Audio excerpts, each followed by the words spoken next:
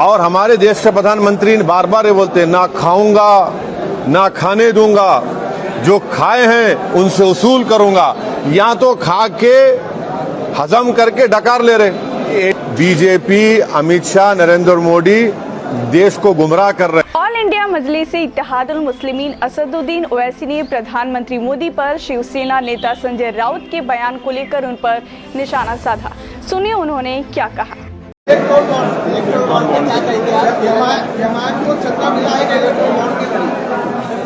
ये अभी मैं इम्तियाज साहब जो है ना, ये जितने बड़े बड़े कंपनी के लोगों ने 8,000 करोड़ मोदी जी को दिया, 1700-1800 करोड़ कांग्रेस पार्टी को दिया, 1500 करोड़ के करीब ममता बनर्जी को दिया, 1100 करोड़ के करीब बीआरएस पार्टी को दिया, डीएमके को दिया, समाजवादी पार्टी को दिया, बीजू जनता दल को दिया, आरजेडी को दिया। मगर इन तमाम लोगों में ये जो खरीदार थे ये बिकने तैयार हो गए। खरीदार इनको खरीद लिया और हमारी बैड लक बोलिए या गुड लक बोलिए, हमको एक पैसा नहीं मिला, मगर फिर भी हमारे गले में सांप है बी टीम का। तो ये इलेक्टोरल बॉन्ड को सुप्रीम कोर्ट ने अनकॉन्स्टिट्यूशनल करार दिया, सही करार दिया।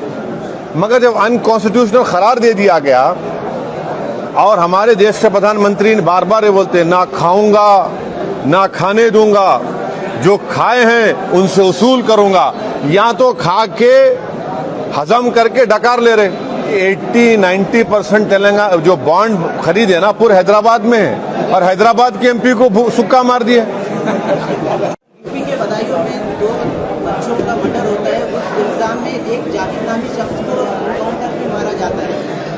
देखिए, वो जो वाकया हुआ है वो एक क्रिमिनल वाकया है और उसकी हम स्ट्रॉन्गेस्ट वर्ड्स में उसका कंडेम करते हैं कि मासूम बच्चों का कत्ल करना ये कोई इंसान नहीं कर सकता, और इस तरह से उनको कत्ल करना, उनको मारना, हम उसका कंडेम करते हैं। और हम फिर से कह रहे हैं कि जब तक कोर्ट्स हैं, अदालत है, कानून है, तो कानून से उनको पनिशमेंट दिलाओ। आप रूल ऑफ लॉ से देश को चलाइए, रूल ऑफ गन से मत चलाइए। मगर वो जो ट्विन मर्डर हुए, हम उसका स्ट्रांगेस्ट पॉसिबल वे में उसका कंडेम करते हैं। मैं भी पार्टी हूँ उसमें, तो सुप्रीम कोर्ट में चल रहा है मामला। मगर मैं ये बताना चाह रहा हूँ कि CAA को आपको NRC और NPR से जोड़ के देखना है। हमने जब मैं और इम्तियाज जलील साहब ने उस बिल को फाड़ा था और हमारी पार्टी की तरफ से हमने कहा था कि CAA को अकेला मत देखिए, आप NPR NRC बनाएंगे। तो उस वक्त के होम मिनिस्टर और अभी होम मिनिस्टर अमित शाह ने कहा था कि OECD इस देश में NPR NRC आएगा। हमारे मैनिफेस्टो में ये बात शामिल है। तो आप लोग तैयार हो जाइए, अपने दादा का बर्थ सर्टिफिकेट निकलवाइए। और इस देश में खाली 5% लोगों के पास पासपोर्ट है, ओनली 5%। आधार कार्ड आप लोगों ने है? आधार कार्ड जाके घर को देखो, पीछे लिखा हुआ है कि वो भारत की सिटीजनशिप का प्रूफ नहीं है। तो ये लोग बीजेपी, अमित शाह, नरेंद्र मोदी देश को गुमराह कर रहे हैं। इनका असल मकसद ये है कि CAA को लागू करके NPR NRC कराई जाए, ताकि इसमें अल्पसंख्यक समाज को अपने ही देश में परेशान कर दिया जाए। हिमाचल प्रदेश में कई सारे मुसलमानों के जो शौक है, हाँ, वो जो समाजी सोशल बाइकआउट का धमकी दी जा रही है, वो कॉन्स्टिट्यूशन के खिलाफ है, फंडामेंटल राइट के खिलाफ है। और वहाँ के प्रदेश की सरकार को इसको रोकने की ज़रूरत है। ये सोशल बाइकआउट, अनटचेबिलिटी संविधान में इलीगल है, ये गलत है ये, और ऐसा होना बहुत गलत है। आपको बाहर से महाराष्ट्र की राजनीति कैसे दिखती है? मुझे ये दिख रहा है कि इंशाअल्लाह इस पार्लियामेंट कॉन्स्टिट्यूंसी से 5 साल पहले यहाँ की आवाम ने, जनता ने बिला लिहाज समुदाय को देखे, मज़हब को देखे, कास्ट को देखे, एक हिस्टोरिकल कामयाबी इम्तियाज़ जलील साहब को दी है। और मेरी नज़र में इम्तियाज़ जलील साहब ने बहुत बेहतरीन तरीक़े से औरंगाबाद की जनता की खिदमत की, उनकी तकालीफ को, उनके मसाइल को पार्लियामेंट में उठाया। मुझे यकीन है कि दोबारा इस पार्लियामेंट कॉन्स्टिट्यूंसी की आवाम इम्तियाज़ जलील साहब को अपना MP बनाकर उनको कामयाब करेगी, क्योंकि दूसरी जानिब जो पार्टीज़ है वो उनकी जो राजनीति है वो नफ़रत के ऊपर बनी हुई है। वो गलतफहमी फैलाना, गाली देना, दिलों को तोड़ना। इम्तियाज़ साहब उसके ऑपोजिट में काम किए, तो मुझे यकीन है कि इंशाअल्लाह अच्छा नतीजा आएगा।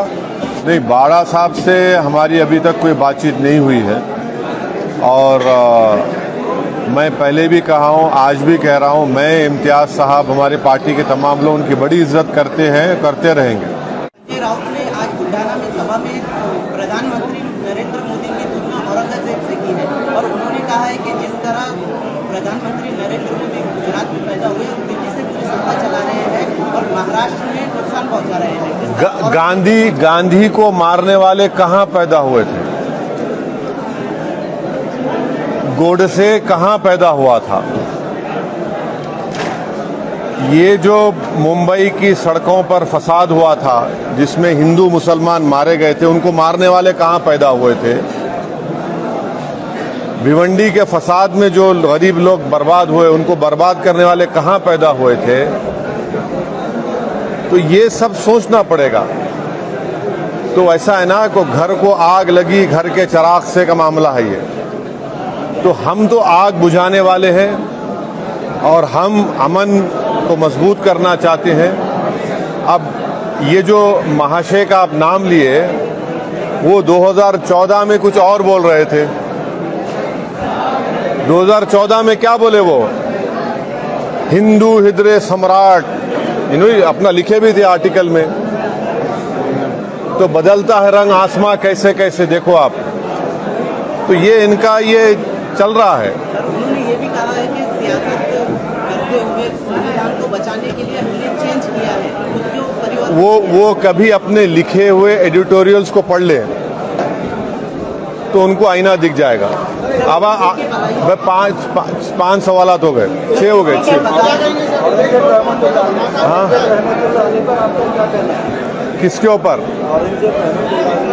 देखिए, एक बात सुनिए, मैं कोई बादशाह का स्पोक्स पर्सन नहीं हूं, मैं आपका स्पोक्स पर्सन हूं, आम जनता का स्पोक्स पर्सन हूं। और सुनिए, भारत को संविधान मिलने के बाद ही कोई राजा नहीं रहा, सब बराबर हो गए। तो हम बात करेंगे संविधान के दायरे में रहकर आज़ादी की लड़ाई में सबने हिस्सा लिया था। अब ये बादशाह के बारे में मैं बोलूं, उनका स्पोक्स पर्सन बनूं, मैं नहीं बन सकता। मैं पार्लियामेंट में खड़े होकर यह कहा हूं, आपसे भी कह। देश की तमाम बड़ी खबरों के लिए देखते रहे हिंद न्यूज़.live।